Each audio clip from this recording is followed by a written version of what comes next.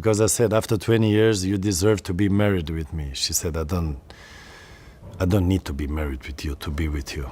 She's strong. She's very strong. How did you feel about being rejected? I think it's cool. Because if you do that, you gain more respect for me. Because I don't have to win all the time. Are you going to keep trying? No, she had one chance. She will not get a second chance. But she has 2 boys from me, so that's even bigger than being married. Is it true that when asked what you'd bought her for a Valentine's Day gift, you replied, "What do you mean present? She got Zlatan." That was another girl. That was not my another Helena. girl? Yeah. You wouldn't try that with Helena? That was not Helena because she would step out of the door straight. That was another one. So when everything happened around me, a lot of adrenaline, a lot of media attention, every day was a highlight of me in the press. So I was like, this adrenaline needs to continue. And my friend was like, and I met this girl, and I asked to, how do you say, not marry, but the first step is you propose. Engagement? Engagement. And she said yes, and was cool because it was adrenaline. But I didn't really understand what it meant because within 1 year you need to get married. And I said, no, I don't want to get married. But I got a kick of it. Like, I have a ring, I have a girlfriend, I'm engaged.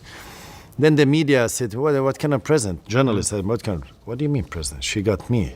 She don't need a present. So that was it. So it was an engagement gift. I was the gift. And then you broke off the engagement, presumably. Then after, when I was told you need to marry within 1 year, the next day I broke up because I said I don't want to marry. I was like, I didn't do it to marry. I did it because I thought I was cool. So I didn't understand. I was young and I didn't. But do you think Helena saying no to you was payback then for the? No. She don't care about the past. She was like, listen, I don't need to marry to show that I'm together with you, and we have 2 boys, and to be honest, I don't need a piece of paper to show that she's mine. She's mine, whatever paper we have among us. I'm told she doesn't allow you to have any pictures of yourself on the walls. She said, none. I have none. Just a picture of your feet. But that's my idea, because the family has to remember where all these things comes from. Where all the food comes from is because of my feet. So it's a reminder for them every time they step in my gym, they see these feet. So. What about your head? I mean, the feet are magic, but the head, I mean, shouldn't you have a picture of your head somewhere? No, because of my feet, yeah, but my head controls the feet. You're right, but. Well, also you score some great goals with your head, I mean. Nah. My feet talks more for my game. The heading came in the end when I was not fast enough. But no, it's a reminder, and it's a cool picture. But mostly it's a reminder where everything comes from. So not to forget why we are, where we are, because of what. So, but actually no pictures of me because she says I've seen so many pictures, and also for my kids because. My kids, I am a father for them. It's important for me they see me as a father and not the professional player Ibراهيموفيتش, because they should not grow up in my shade, let's say, because they are more important than me, and they will never come in a situation where they feel second or third. They're in pole position. So it's very important for me, this thing. Would you want your boys to play elite level football, having been through all the ups and downs you've been through? Yeah, why not? They choose themselves. I mean, they're playing football today. They play for Milan, and they're very focused, and the important thing, they don't do it for me, because I see a lot of parents, now when I have boys, I bring them to the game, football, but also different kind of sports. I see they push their kids, they oblige them to do things, and because you have this problem, because everybody in the world now think, because football is a biggest sport in the world, they make a lot of money to do little, they make a lot of money. So all these parents, they invest a lot in their kids. So suddenly they're not parents, they're coaches, they're agents, they're lawyers, they're everything, because they see the possibility in their kids. But what they don't understand, you cannot transform the kid to do it for you. They have to do it for themselves. And I'm lucky in my situation. No, I'm not lucky. I guided this way that they're doing it for them all, for themselves. How do you give them the hunger that you had, given they're not hungry? I treat them like they would be my teammates. I don't treat them like they're my boys. If that is okay or not, I don't know. But I treat them like they would be my teammates. I'm direct to them. Tough love? Very tough, very tough. I judge them like I would judge my teammates, not my boys. So I'm honest, I'm direct, and I push them high. But they choose if they want to do it. It's not like I tell you, I oblige you to do it. Like I would bring them to training. Let's say we were living in LA, which you're familiar about the traffic there.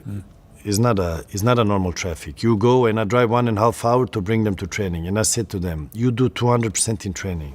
Because me bringing you to training, I do it for you, not for me. I could do something else, but you give 200% or else I'm not doing this. But in the end, you're doing it for yourself. Because every time you step on the field, when players get angry at coaches, teammates, or whoever surrounding, or media, they forget every training they do is not for the surrounding. You do the training for yourself. You do it to become better and make a better version of yourself and test yourself. So I tell them, you give 200%. If it's a good or bad training, can happen. But you do it for yourself and you give 200% because I have other things to do. And I push them so hard that they do their best, and more than that, they cannot do. Then if they become professional or not, people think it's easy. It's not easy. Very hard. Because everybody think, hey, I train, I go do individual skills, I don't go do that, I get an agent, I get this coach, and I'll become a pro. It doesn't work like that. It has to be about luck, hard work. Where you come, it's meant that you should be where you are. And it's easy to say, hey, I could have been a pro, I would be the best in the world. No, it's not like that. It's all this combined, and then we see what happens. They have to be happy, healthy, but with discipline, they have to do the things. Because my philosophy is, why be normal when you can be the best? I don't want to be normal. I want to make the difference. So everything I do, I want to make the difference. Because when I make the difference, I'm the best. And that is not arrogance, that is confidence for me. Your talent has made you extremely wealthy. Do you know how rich you are? I always say money is not important. You agree with me or no? I think it can be important. No, yes or no? Well, here's I just want a yes or no, then you explain. What's the question? Money is not important. Money is important. I'll tell you why. No. Not having a lot of money. Wait. A lot of money is important. I think removing... I would say that removing the worry about not having money is important. In other words, the stress that many people feel from not having enough money just to get by, I think that is a terrible stress. So having enough money where you have security and comfort in your life, I don't think you need to have gazillions. I think when it comes to money, I always that was a joke that I was saying. Because when I say money is not important, people would always say, no, money is not important. Then I would say a lot of money is important. Because me and Mina, always when we do things, a lot of money is important. So it was more not to have the money, it was more a trigger thing, a challenge. Because obviously you have a successful company, you don't want to sell it low, you want to sell it maximum as possible. But maybe not to survive or to have it, just for the challenge, because you create something and then you get a big jackpot by selling it high. And I agree with you. Money creates problems, even in families. Money brings stress. The more you have, the more stress. And where is the stop? You could live a good life with normal money, but what is normal money now? I've been on both sides. I've been without money, grew up with a family where my father made €1,000 in pound, I don't know how much it is, and still we had a good, at that moment. €1,000 over what period? Monthly. 1,000. Then you pay bills and that, I don't know how much is left. And we have to share it, not share it, it was his, he gave me whenever I needed. And, but I had a good life. I had it good at that moment. So were you happier where then? is the stop? Were you happier then? But what is happiness? Well, you tell me. It's moments. I'm happy now. In 10 minutes, I could be unhappy. So it's moments. Money makes it easier, makes your life easier, but I don't think it gives you happiness. Because for me, happiness is moments. You're happy with one situation now. My dream was come to Barcelona. After 1 year was my nightmare. Yeah. So it's moments. But I agree with you. I think when it comes to having a lot of money, it's an ego thing because your life would not change. Let's say the Saudi situation now. A player that made a lot of money goes there to make even crazy more money. Does it change your life? Because I will tell you, you will die before you waste your money you already earned than the money you get in Saudi. So it will not make a difference. But you must have had a big offer to go to Saudi. I had an offer also from China. I had an offer also from Saudi. But the situation is, what do you want? What objectives do you have? I said before we started, like certain players need to finish his career in big stage because that is like the high end of your career because you have to be remembered for your talent, not for what you earned. Because if you be remembered in opposite way, what we are training every day for, what we are being recognized for is our talent. And that's what you want to be remembered for. So I think certain players that reach a certain level, they have to stop in a certain stage. And that's the big stage. You cannot go in a lower stage and finish your career in a different way. But some players need it. The situations where you can earn a lot of money because they didn't earn enough. How much have you turned down to play in Saudi? I mean, in Saudi, no, I had a bigger offer in China. I had 100 million offer in China. But I went to America because I got injured and the situation changed. But I turned it down before I went there because it's not what I wanted. And I would, instead of getting a lot of money straight, I would challenge myself to arrive there by different ways of coming to there. But the challenge to get it, not because I need it or because I want it. Would you have any moral problem in playing in Saudi Arabia? No. No, absolutely not. I mean, you have the Gulf situation now. They came together and they made it one. So I'm just sorry for the players that didn't go before because they didn't get the money that the players got it. So, no, the football, listen, wherever you play football, it's football. Football connects people. Like, it's a dream we share, both of us. You're a fan, you were not a professional. You're an Arsenal fan, and I feel sorry for you a little bit. But as a professional football player, as long as you play football and Saudi is growing, MLS is growing. I mean, China had a peak, and then, I don't know, the situation changed there. But a moral thing, no, we are still, I mean, we do things for ourselves and our family. Who would judge you in 5-10 years when you have a healthy life and have a good life? Because I don't think nothing is for free. You don't work for free. I don't work for free. I don't need money, but I'm very expensive. That's the difference. If you were to fall over dead tomorrow, how much would you be worth? I mean, we have to talk valuta now because we have crowns, we have dollars, we have Give me any pounds. any currency you like. US dollars. Here lies Zlatan. He was worth I don't know. Probably half. $500 million? Yeah. $500 million US dollars. Yeah, but it's not important for me because I don't care about it. Zlatan. Because if I die tomorrow, what I understand. What Of says course, with me? of course. No, I understand you, but I'm thinking next step.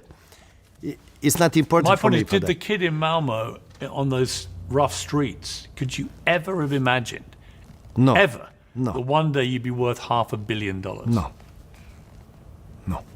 And what does it feel like? It didn't change me because I'm still who I am. And I will not probably see those in front of me.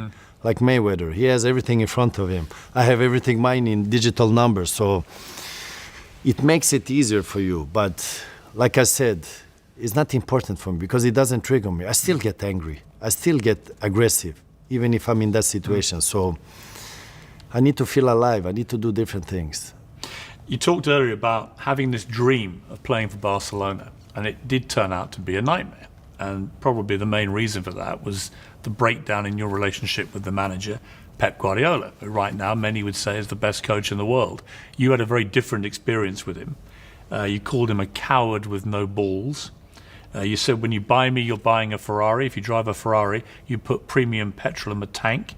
You hit the motorway and you step on the gas. Guardiola filled up with diesel and took a spin in the countryside. He should have bought a Fiat.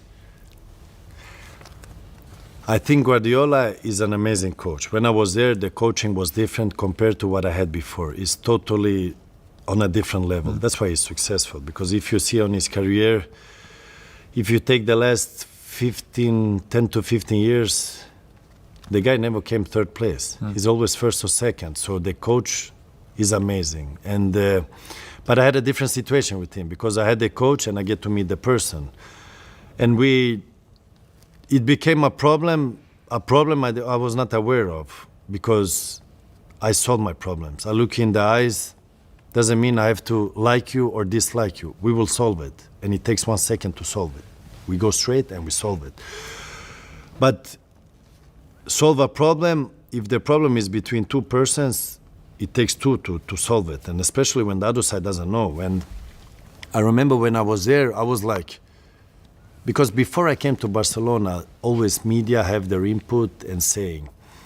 They would go like, you don't fit in here, you don't fit in the culture, it's different because who I was. And my mistake was there, I tried to fit in instead of being who I am. Because I think it's important, like I begin the interview, being who you are is being perfect. But there I tried to be somebody I was not. And I said to him, listen, if I have too big nose for you, you tell me. If I walk strange, you tell me. If I'm not good enough, you tell me. If you don't like whatever I do, you tell me. I resolve the problem. I leave. I'm not here to disturb. I'm not here to create. I'm just here to fulfill my dream. And I didn't hear nothing about it. The thing was, it kept. First 6 months was okay. Everything was good. No, but the strange thing, the first meeting I had with him was like, remember, players here don't come with Ferrari, Porsche, and that. Then it felt like, why? He was already judging you. But why? You call me every day to bring me here, and then you want to send this message to me. Don't worry, I will not bring my car. And I didn't bring it. Didn't bring it for 6, 7, 8 months. And then I started the directors, because I would perform bad and the people above him would complain, but they said, we cannot engage if you don't open the door. So I would have to go to him and say, listen, what's going on? So I create a situation so the people above him could interfere, because they could not interfere if there was nothing. And I went to him, listen, can I talk? A friendly talk, like simple. Even I wrote it in the book. I said to him, listen, I'm not doing good. I think with the situation with Messi, putting him, I need more space. You brought me in, so I need my space to do my thing. Because the way you want me to play now I'm not good enough. Then better you put the other players. So I was direct and open. And we spoke normal conversation, because I never had a problem with a coach in a professional way. So the case with him was the first time I had not discussions, because we didn't even come there, like a problem without knowing the problem. And he said in the end, which was cool, don't worry, I'll take care of this. I was like, okay, cool, everything is done. Next game, I'm on the bench. I said, okay, no problem. And I'm not the type that would go to the coach, why am I not playing? You should play me. Because remember, I come from hard work. You get what you work for. So for me,